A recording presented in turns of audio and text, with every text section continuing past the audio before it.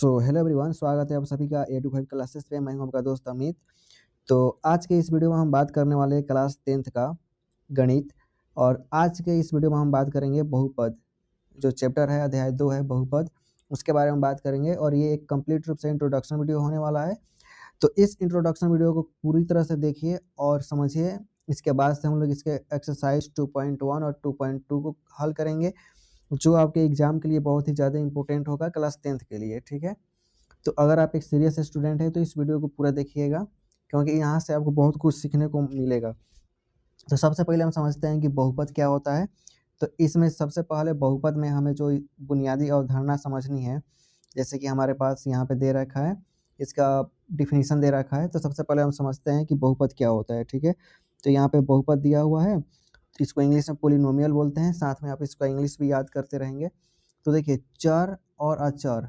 चर का मतलब होता है ये वाला नंबर, जैसे ये वाला लेटर्स एक्स वाई जेड, ये सभी क्या है, चर है, क्योंकि इसका मान क्या होता है, बदलता रहता है।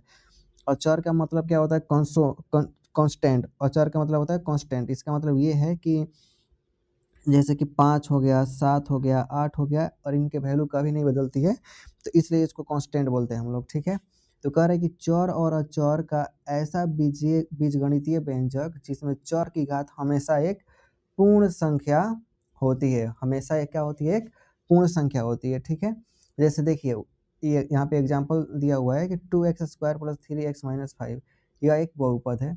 ठीक है, अब बहुपद पहचानने के लिए भी परीक्षा में आता है कि इसमें से आपको बताना है कि कौन सा बहुपद है और कौन सा बहुपद नहीं है। या मान लीजिए 4 को ऑप्शन दे देगा और बोलेगा कि बताइए इसमें से कौन सा बहुपद नहीं है या कौन सा बहुपद है। इस तरह से प्रश्न क्या होते हैं, बनते हैं। तो इसमें क्या होगा कि अगर मान लीजिए कोई भी बहुपद दे रखा होगा, ठीक है, जैसे मान लीजिए x + 1/x दिया है, तो हमें पता करना है कि ये बहुपद है कि नहीं है। ठीक है, तो ये बहुपद है कि नहीं है, इसको हमें पता करना होगा। तो कैसे पता करेंगे हम लोग, देखिए यहाँ पे लिखेंगे हम लोग ये x प्लस, जब 1/x है तो इसको जब हटाएंगे हम x को क्या करेंगे, ऊपर भेजेंगे, तो ये क्या हो जाएगा यहाँ पे x के पावर -1। ठीक है, यहाँ पे x प्लस x के पावर -1 हो जाएगा। तो हम ये अभी सीखे हैं कि जो घात होगा वो हमेशा क्या होगा, एक पूर्ण संख्या होगा। ठीक है, हमेशा क्या होगा, एक पूर्ण संख्या होगा। तो यहाँ पे माइनस में आ गया, तो ये क्या होगा, बहुपद नहीं होगा। आप बेसिकली ऐसे याद रखिए कि जो भी बहुपद दिया गया होगा, उसका जो घात होगा वो माइनस में नहीं होना चाहिए। किस में नहीं होना चाहिए, माइनस में नहीं होना चाहिए। ठीक है, और फ्रैक्शन में नहीं होना चाहिए। किस में नहीं होना चाहिए, फ्रैक्शन में नहीं होना चाहिए। दो चीज़ों में नहीं होना चाहिए। पहला क्या है, माइनस में नहीं हो, और उसका जो पावर हो माइनस में नहीं हो, और फिर उसका पावर क्या हो, बटा में नहीं हो। दोनों में से कोई एक कंडीशन हम देखेंगे। अगर माइनस में होगा तो बहुपद नहीं होगा। ये ए बटा बी यानी कि बटा में होगा तो वो भी क्या होगा, बहुपद नहीं होगा। इसके अलावा बाकी जो भी संख्या होगी और जो भी दिया रहेगा बहुपद, वो क्या हो जाएगा, बहुपद बन जाएगा, हो जाएगा। ठीक है, लेकिन यहाँ पे क्या होगा, इस कंडीशन में बहुपद कभी नहीं हो पाएगा। ठीक है, तो अभी हमें ये भी जानना होता है कि बहुपद की घात, डिग्री ऑफ पोलिनोमियल। किसी बहुपद में चर की सबसे बड़ी घात, कोई भी बहुपद होगा तो उसमें चर की सबसे बड़ी घात, यानी कि ये x की जो पावर होगी या y की जो पावर होगी, z की पावर होगी, जो उसमें सबसे बड़ी घात होगी, उसी को क्या कहते हैं हम लोग, बहुपद की घात कहते हैं। ठीक है, अधिकतम पावर को क्या कहते हैं हम लोग, बहुपद की घात कहते हैं। अब यहाँ पे देखिए कि घात के आधार पर बहुपद के प्रकार। ठीक है, यानी कि घात के आधार पे ना बहुपद को कितने प्रकार में बांटा गया है, यहाँ पे इसको हम लोग देखेंगे। तो देखिए, रैखिक बहुपद यानी कि लीनियर पोलिनोमियल। तो रैखिक बहुपद का मतलब ये होता है कि एक ऐसा बहुपद जिसका घात क्या हो, 1 हो, जिसका घात क्या हो, 1 हो।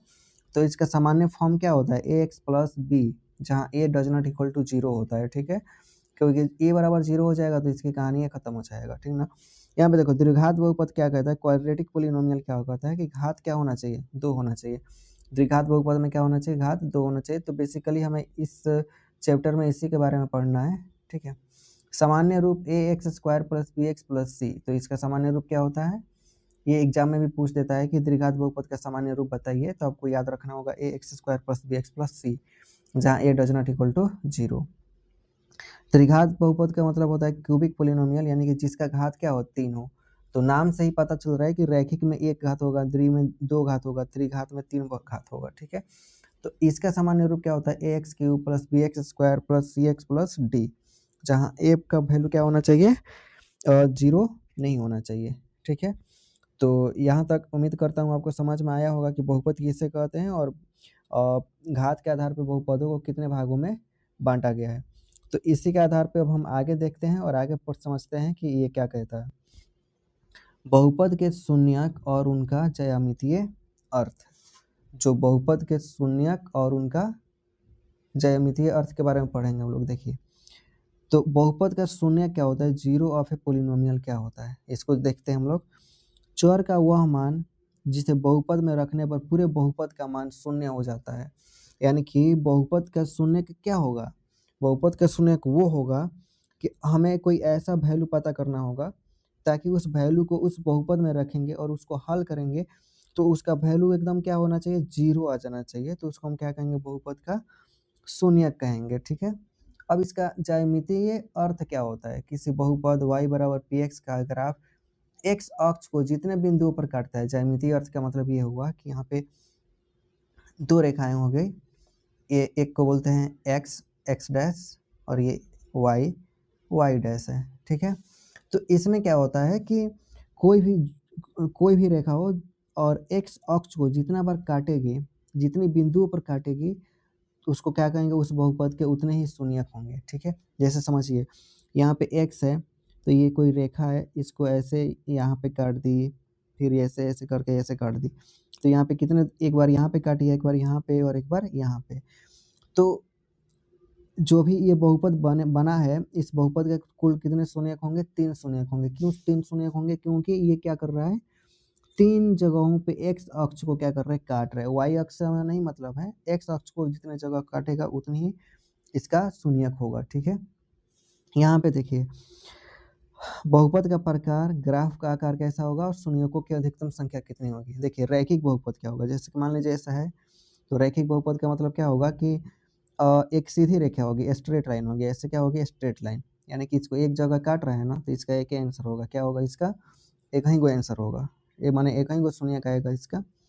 द्विघात बहुपद में देखते हैं, तो द्विघात बहुपद में क्या होगा, जैसे देखिए ये हो गया यहाँ पे, तो परवलय यू या सीधा यू या उल्टा यू का आकार का होगा, ठीक है। जो इसमें ग्राफ बनेगा वो यू आकार का बनेगा, नहीं तो उल्टा यू आकार बनेगा, ठीक है। जैसे देखिए इस तरह से बनेगा, ठीक है, नहीं तो मान लीजिए कि इस तरह से बन जाएगा, ठीक है।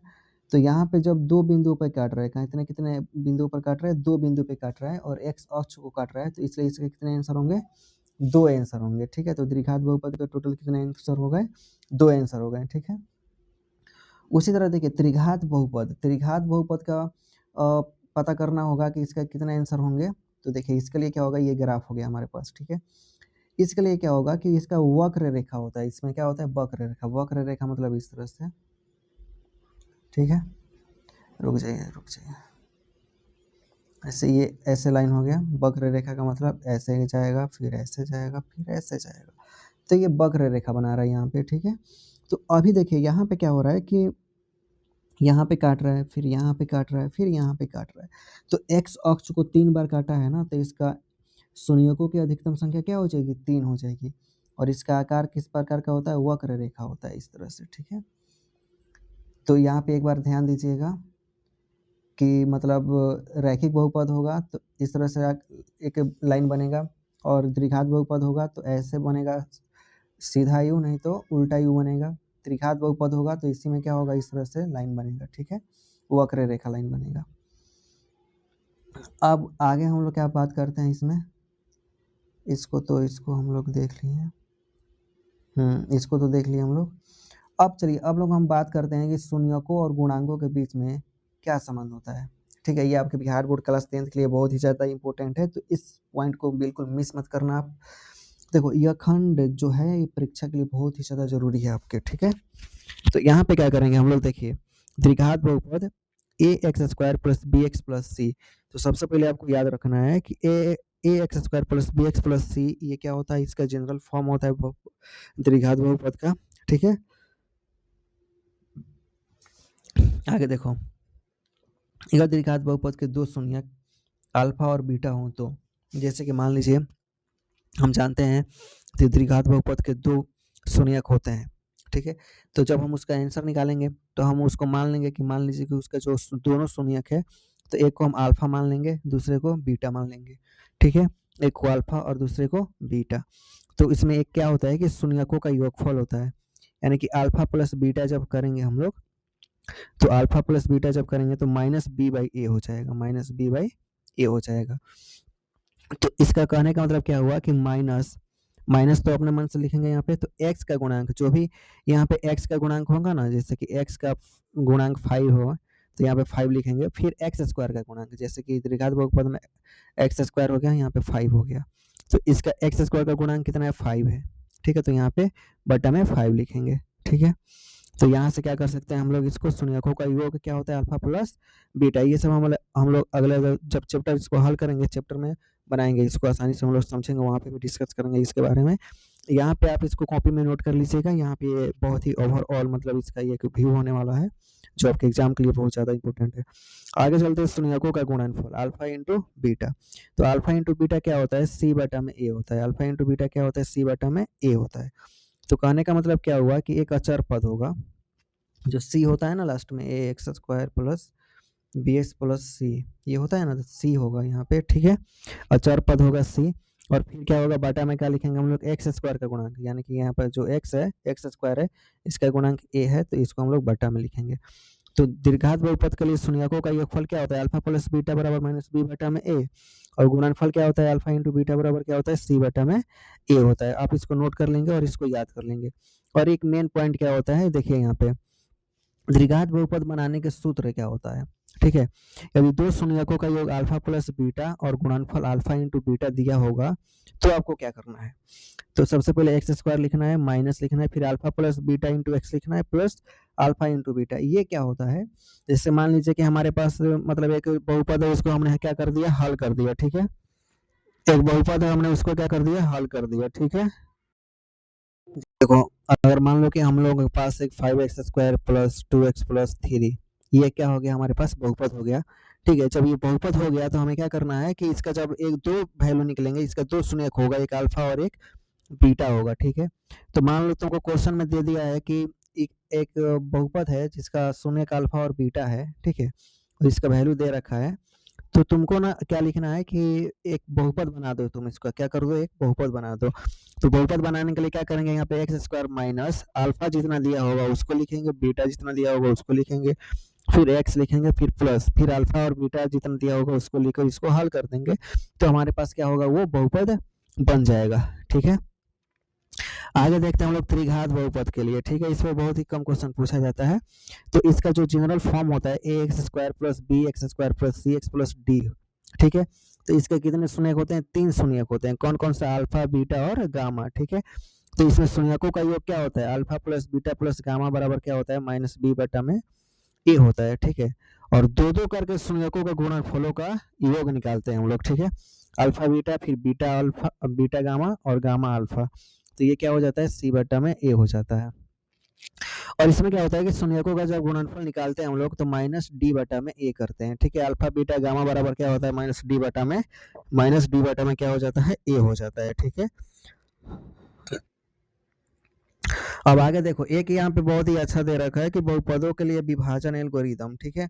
इसमें हम लोग क्या करेंगे, भाग करना सीखेंगे। तो ये यहाँ पे नहीं बताऊंगा, अभी अगले क्लास में बताऊंगा, जहाँ पे हम लोग क्वेश्चन हल करेंगे, ठीक है।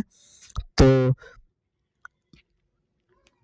चलिए दोस्तों, ये रहा आपका क्लास 10th का बहुपद का ये चैप्टर। उम्मीद करता हूँ आपको ये इसका बेसिक समझ में आ गया होगा कि बहुपद किसे कहते हैं और बहुपद कौन होता है, बहुपद कब नहीं होगा, ठीक है। आप कैसे पता करेंगे, बहुपद कितने प्रकार के होते हैं, ये भी आप सीख लिए हैं, ठीक है। शून्यकों का योग निकालना, उसका अल्फा अल्फा गुणे बीटा, अल्फा प्लस बीटा, ये सब निकालना सीख भी गए, ठीक है। और द्विघात बहुपद कैसे लिखेंगे, इसको भी आप सीख गए। तो अब इसका एक्सरसाइज जो है 2.1 हम लोग अगले वीडियो में हल करेंगे। तो अगर ये वीडियो आपको अच्छा लगा हो तो इस वीडियो को आप लाइक कर दीजिएगा और इस चैनल को सब्सक्राइब कर दीजिएगा, ठीक है। क्योंकि फ्री ऑफ कॉस्ट यहाँ पे आपको हर एक चीज़ बताया जाएगा जो आपके एग्जाम के लिए बहुत ही ज़्यादा इंपॉर्टेंट होगा, ठीक है। तो इस वीडियो को पूरा देखने के लिए आपका बहुत बहुत धन्यवाद। मिलते हैं नेक्स्ट वीडियो में। Have a good day, take care.